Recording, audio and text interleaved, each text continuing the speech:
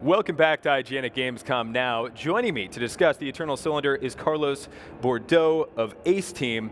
I got a chance to check this game out a little bit earlier today, and like your previous work, Zeno is very visually distinct. So, for folks at home, tell us, what is the Eternal Cylinder? The Eternal Cylinder is like this survival game, but I don't want to throw you off too much with the concept of survival because it's very different. This is not a game where you're going to be chopping trees to gather resources and get some wood to build maybe a house, or it's a game about family, finding other little creatures and growing your family and finding mutations like by eating stuff which allow you to have these additional powers, and growing this family and having this adventure in this really surreal world. I think we've gone maybe beyond Xenoclash in terms of the strangeness. I don't know. I wouldn't go that far just yet. I was talking about that game earlier, and it's like a fever dream for me going. Yeah, it is. I remember it. So there's a titular element here, which is the Eternal Cylinder, which maybe we'll see, and I mean you'll know it when you see it.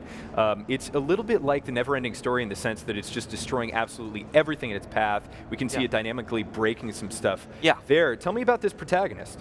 So the Trebum are like the protagonists of the game. You get to play not only with one. That's the starting portion where you're basically learning the basics of the game. You're born into this world with this one single creature, born out of an egg. The cylinder's just coming and destroying everything, crushing everything in the world.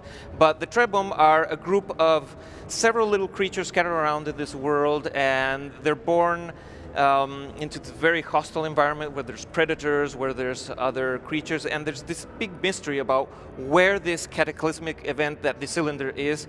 I don't want to spoil the origins or anything, but that is a thing that we're incorporating into the game. A story, it has survival games, you don't necessarily in all of them see like deep storylines, and we're trying to do a little bit of that for this title. Yeah, I think with survival games, it's generally like emergent trying to make your own story, but I noticed there are very, very interestingly narrative bits kind of scattered into what is otherwise a procedurally generated world. So what we're seeing right now is an introduction that you handcrafted, but if you were to advance maybe 15 minutes from this, that would be procedurally generated, is that correct? It's not entirely procedurally generated. It's still handcrafted mixed with procedural generation. We have like these segments of environments which we load into the game. So definitely each player gets to have their own experience, but we have like this artistry in the studio. We like doing our sort of handcrafted environments. So for instance, all the creatures are modeled to be their own thing, with their own behaviors, with their own designs. They work and behave in a way that isn't a part like of a procedural generation of creatures. That's a little bit the... So we just saw the Trebum here have his first mutation. There was an egg that came by, he ingested it, and that caused him to mutate and sprout these legs that were able to have him jump over an otherwise insurmountable obstacle. Tell us about other mutations, tell us about the concept of progression, how it affects the family and what it's able to do. Yeah, sure. So the Trebum,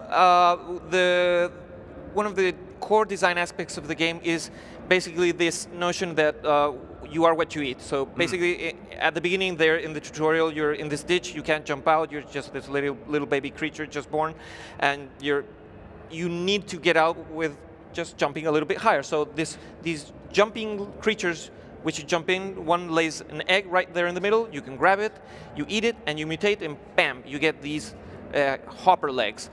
You can acquire several types of different mutations which will change your body types, your eye types, your trunk, and they stack on. Like you can have a creature, for instance, that has a very mutated set of eyes or a mutated trunk, as well as legs, and this really brings to the game a lot of options. You can explore areas because of the certain mutations. For instance, you would go into this cold area and you cannot explore it because you're too cold, but you grow a layer of fur, so then you're warm, and then you can investigate that area.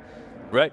And it's not like, you said several. I think several is an understatement. At least from what you showed me, there's a lot. And these elements in the environment aren't necessarily directly pointed out to you. Like sometimes you can go and explore things and be like, oh, this will mutate me. But I want to focus now on the cylinder because it is now glowing red hot, rolling towards our Trebhum here. What does this mean? How do we stop it? How do we get away from it? Sure. So the game, at the beginning when we were working on the game, we had the cylinder constantly moving slowly in the environment. The people who will remember the 2015 sort of prototype that we had on YouTube on video, that was how it felt.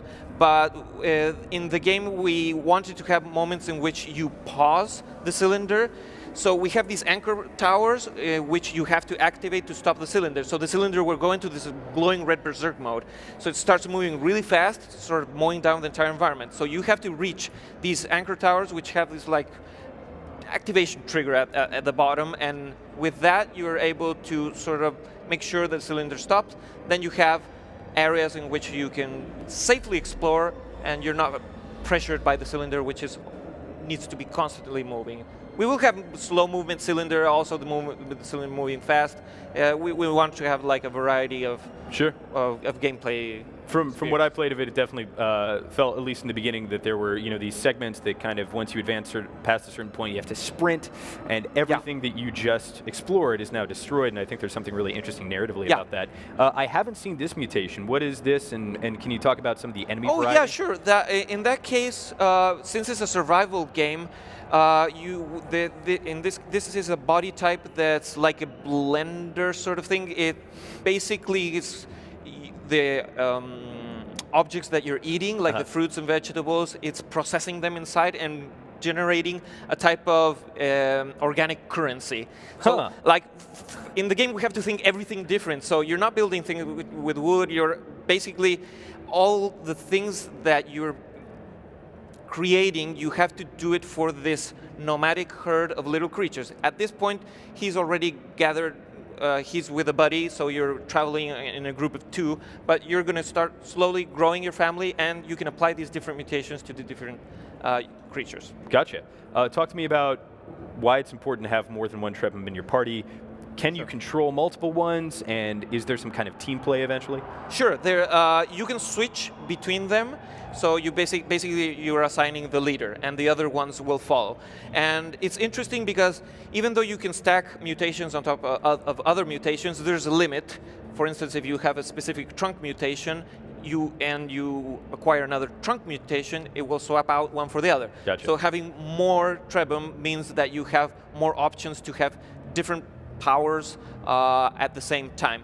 It also, they do cooperate in certain situations. For instance, you can shoot water like with a hose, like an spout elephant, like an elephant, and when you have several Trebhum, they will help you out. They will, oh, really? Yeah, they will shoot all at the same time. So, for instance, certain predators that are bothered by water, you can just spray them all together, and it makes it much more easy to fend them off. So we just saw a great example of how these mutations affect where you're able to explore, how you're able to interact with the environment. The Trebhum were freezing to death, and this one was able to develop fur from something that it ate. What was interesting to me playing the demo was what you could eat, what you could not eat, what I was kind of driven to. How do you make those design choices? How do you facilitate players and kind of guide them to the right thing for them to be interacting with? So in some cases, it's more obvious. We try to make it like a visual connection from what you're eating to what you were obtaining. Some cases, it isn't as obvious, and we enclose the player in a restricted area where the mutation is part of the puzzle that's being solved. So there is, for instance, if you remember from the trailer, the Trebhum would go, there was a square-shaped one that would go through a door which opened up. So that's inside this cave area, which is enclosed. You have the player in a controlled environment. So yeah, here for instance, an example where he's running around with several of his siblings, and you can get quite a large group. Is there a maximum party size? We still haven't defined that. We're actually still toying around with some of the design aspects of the game. This is still early. It's pre-alpha, so there's some aspects of the gameplay that we're still a little bit playing around with, and the party size is one of them. So tell me about the enemies, starting with kind of the natural enemies, the enemies that are meant to exist in this world. So for this game, we're creating an entirely alien fauna. So we have animals of all different sizes. We have like these gargantuan, huge sort of, we call them like, I'm using developer names because the actual names are super difficult to pronounce. But like these vacuum giraffes, like these huge giant monsters, so they have these mouths that open up and that they can sort of vacuum like these sandstorms. To these really, really small creatures, like these little balls that roll around. Like we're trying to have like a really big diversity of animals. They're all custom built for the different environments in the game. We have like an ice biome, we have a desert biome. It's not desert, it's a real desert. You arrive there and you're going to notice that it's not like an I think anything world you describe in this game can be described as surreal. Yeah. It just goes without saying that and speaking of, the enemy design is so out of this world. I just wonder, where do you draw this inspiration from? Whoa, I mean, we have in the studio, Andres, Edmundo, and I, the three brothers, the co-founders. We have like we all like a lot surrealism. We were maybe.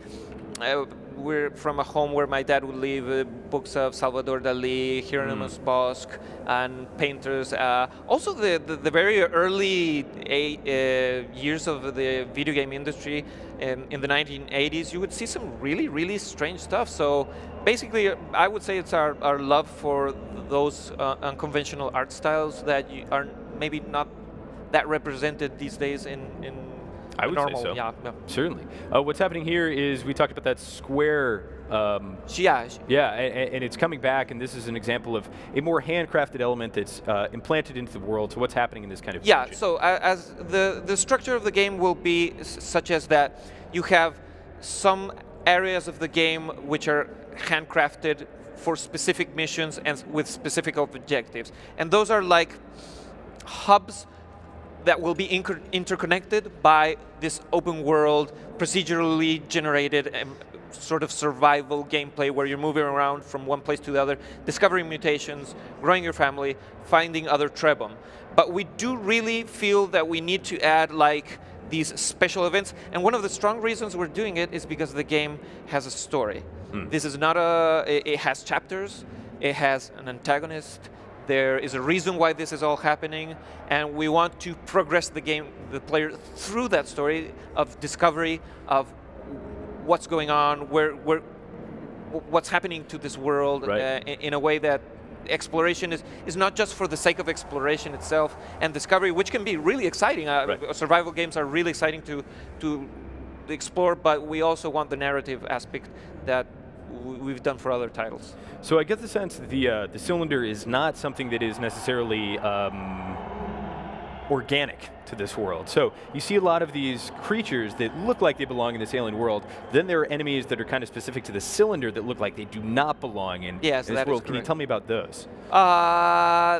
Okay, so the cylinder is not the cylinder by itself. It's it has these minions, these servants of the cylinder, which are some like really bizarre creatures that seem to have some resemblance to our world.